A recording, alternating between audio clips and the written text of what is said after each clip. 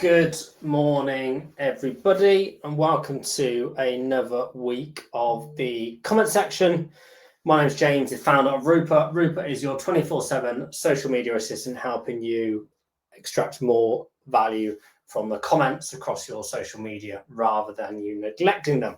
Today, we're going to be discussing analysing social feedback for business insights. We as brands, as business owners and marketing teams, we crave feedback, we crave research, we crave data, yet actually the comment section is a place where we're not looking as much as we should when it comes to customer feedback. So again, today we're going to go through some of those and also run through some actionables that you can take away today and start actioning. So we start every week with a stats, and this week's stat is 70% of shoppers have used social media at least once to sort out a problem with an online order. For those that are in the e-commerce space and you're selling, vast amounts online, just be conscious that people, if they do have an issue, whether it's customer service, whether it's delivery, whether it's, and we'll go into this, payment options, people are going to be going online across your social media channels to complain. We all do it, well, 70% of us do it, and again, it's just something that's becoming more and more prevalent. It's going to become more prevalent in the next year or two because more of us will be spending more online. So we've got to be very conscious of how we are combating that issue, because a lot of brands at the moment are neglecting them. Now, here's an example of a brand who actually isn't neglecting them, and this is an insurance firm called Good to Go Insurance.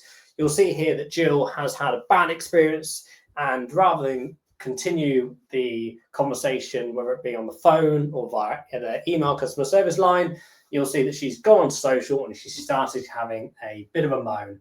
Now, what I like about this is that the brand has got back to them straight away and not answered their question, but they've tried to get them back offline to deal with this scenario, which is really, really, really good. 88% of people who see an answered complaint on social will not go ahead and purchase with the company. So again, this is a sponsor now. This brand in particular are actually paying to distribute this ad to more people. The fact they've gone back to them within, straight away is a good thing to do. It's what's needed. Too many brands who are especially using paid social are leaving those comments unanswered, especially issues of this ilk. Yet we're distributing and paying to distribute out to more of our customers and prospects. So again, there's a problem there, but they've solved it pretty much straight away by just answering the question, which in terms of brand reputation looks really, really good, which is something we did speak on one of the previous episodes. So analysing social media feedback for business insights. So again, I always break these down into three because we as humans, we can only intake three things at a time. So again, I'll always break these into three. There won't be a huge list for you all to run through. So strategies to quickly address and neutralize negative comments. So discovering customer preferences. Social media in general, and especially social media feedback, is an absolute goldmine for understanding what your audience loves, what it likes, and also what it dislikes about your brand. And although we always want to be seen in a negative light, some of those dislikes and what people aren't enjoying about your brand can be really, really important to feed back into the business, which we'll go into a little bit, in a few minutes' time. But actually just looking at that feedback and taking it as feedback, opposed to someone just moaning, is really important. And too many brands are neglecting that comment section, not even looking at what people are discussing or talking about on there within their comments. We need to actually look at what people are preferring. And what you can then do, and some of the actions we'll go into a second, which is actually you can use that information to then reverse engineer and create more content that they love, do less of what they dislike, but also potentially there's an issue with maybe your productization or actually how you're, where you're sending people to shop with you guys. So again, if you're an e-commerce brand, so again, just actually discovering what people are preferring about your business and your brand is in your comment section, but we're leaving them unanswered and we're not actually looking at those at the moment. We're not taking those insights. The second one is identifying trends and opportunities. And so that sort of plays into the first one, really. When I look at a lot of brands, especially e-commerce brands, I see a lot of questions around delivery. I see a lot of questions around productization. Do they have it in certain sizes? You see a whole plethora of questions, but actually they're not questions, they are opportunities. And we as brands need to start realizing that they are opportunities and we can't neglect them. These are customers or prospects that are trying to engage with your brand. They're asking fair questions, yet we're leaving them unanswered. If someone was to walk into a traditional brick and mortar store and was to ask one of the employees about a certain garment or a certain shoe size, and they were totally ignored and unanswered, we would leave that store having a really, really bad experience. Yet what we're not doing is we're not doing this on social.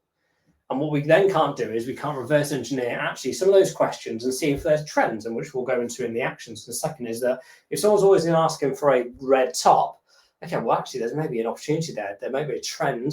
How can we jump on that quickly before we miss the opportunity? And the third one is improving marketing ROI.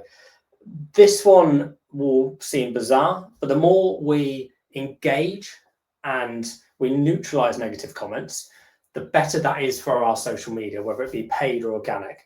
A lot of people won't know this, and we should know as marketers and brand owners, but social media, we have one rule, which is to keep people and users engaged within the platform. If we're using Facebook, we need to keep our audience engaged within there. Now, what's going to happen if we do that? Your CPMs from a paid perspective will decrease, which means our acquisition costs will also decrease.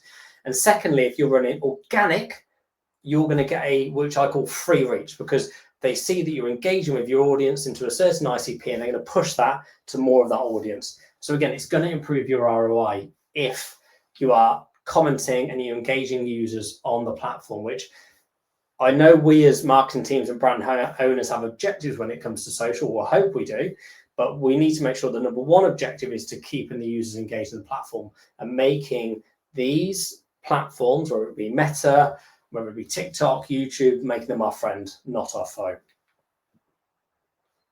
So I'm going to give you now 3 actionables in how actually we can sort of use that data and actually pull it back into the business to make it more actionable. So the first one is set up feedback categories. So if you let's say you get 25 comments a week around just in general across all your socials, what I'd love you to do is set up a Google Drive, or maybe set up a Google or a normal Excel spreadsheet, put the questions on there. But rather than just looking at I'd like you to categorize them. So it might be, customer service, there might be product, there might be payment. Look at actually what their question is asking and put them into a particular category. And that, because that feeds into free, which is actually sharing insights across the team. But don't just put them all into one lump sum questions. Start looking at, if we're getting the same questions about certain products, then great. And again, you can really start understanding those comments more and that feedback more. So you can really start looking at what insights and actually the value that you're getting from that. But yeah, if you can categorize them, there doesn't have to be, like an SIC code, 5-digit, a million, even if it's just 4, 5, 6, depending on what your brand does. I would put them into separate categories to really start understanding of what people are asking and actually what we can then take that feedback and how we can use it to hopefully maybe get more conversions. The second one is tracking sentiment over time. So we will all be running a lot of paid, a lot of organic, and we will be getting comments. What I'd love you to be able to do over maybe a 12-week period is start looking at the sentiment of those comments. If you're getting really, really negative comments on a certain type of content, well, my recommendation would be, if it's not aligned with the objective that you're setting yourself, maybe it's acquisition, and you're getting loads of negative feedback and it's not giving you that, my recommendation would be to then maybe reverse engineer and look at, maybe do we amend that content or do we just stop it entirely? But start looking at the sentiment across your content, but over around a 12-week period. Don't make a knee-jerk reaction over one post. Look at it within, like I said, about 12-week period, but also start looking at what type of content. Actually, are you categorizing your content? Are you doing more awareness pieces versus sales or acquisition? Very much call to actions of do this action. So just start looking at and track that sentiment over time, and then start understanding what you're seeing from that to then make decisions further down the line, rather than making a knee-jerk reaction. We had a load of negative comments just one day. It might have just been just one of those days that like we all get sometimes. But yeah, don't make knee-jerk reactions. The third one is share insights across your teams. Now, we as marketing teams typically will do a report for the senior leadership team or the brand owners at the end of the month, and you'll typically, all they want to know is how much have we spent and how much what is our ROI or our ROAS. That's great. But what I'd love you to be able to do within that report is actually start sharing some insights in terms of what you're seeing.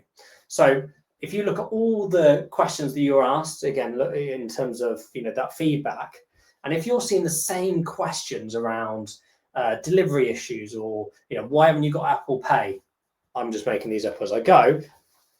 That's a business insight that actually could really change what you're doing as a marketing department. If you're being tracked by ROAS or ROI and they've got issues or there's more friction when it comes to purchasing, the business needs to know about that. So in terms of sharing that insight across the teams, so few people do it, but I'd love for some of you watching, hopefully, that you can go away, look at some of these questions you're being asked, and actually, although we as a marketing team might not have the answer, is there a wider conversation to have with the brand to say, actually, if we amend these, and it might not be a quick fix, but how is that going to impact us further down the line? And these are insights you won't get from social listening tools. Social listening tools are fantastic, but what they'll pull data from a million different data points, whereas actually what we're doing with this is just looking at what genuine real people are saying and asking your brand. That is invaluable, and we need to start reading it and looking at how we can use it. And again, those 3 actions today, you can literally just go away after this presentation and just crack on. Here is just some examples. So this is a good and also a bad example. Obviously, we all know what happened with Jaguar. I spoke about them a few weeks ago. When you look at their comments, there were some fair questions being asked, but there's also some good feedback. Someone's saying the car's fire, one's saying to even sell cars. That one's a bit of a tongue-in-cheek one. But again, is this valuable or not information? Now, only Jaguar can answer that. I think there is some value in some of them. There absolutely will be. Obviously, they had a vast amount of comments, as we all know, but the vast amount, the majority of us won't have the number or the quantity that they have. So we have time to just have a quick review and see what's valuable and what's not. And then obviously, hopefully you can categorize them and do some of the things we said in terms of the actions to take away. And that is it. I always try to keep these less than 15 minutes, just quick, whistle stop, bit of value and go away. If anyone has got any questions, please type away. I've got my iPad here. So if you haven't got any questions, please let me know and I can answer those for you. Next session will be Wednesday, 11 a.m. next week. Next week, we'll be discussing building a community around your brand through social engagement. This one's quite interesting. We all hear the word community and we all want to build a community. I think some of us get lost with, we look at the likes of Gymshark and go, oh, they've got this huge community. You don't need a community that size to be successful. The vast majority of us don't. Some of us just need a smaller community to gain or meet the objective that we as a brand or we as a business need. So we'll discuss some of that next week. But if there isn't any questions, I hope you all have a great day and I will see you next week in the comment section.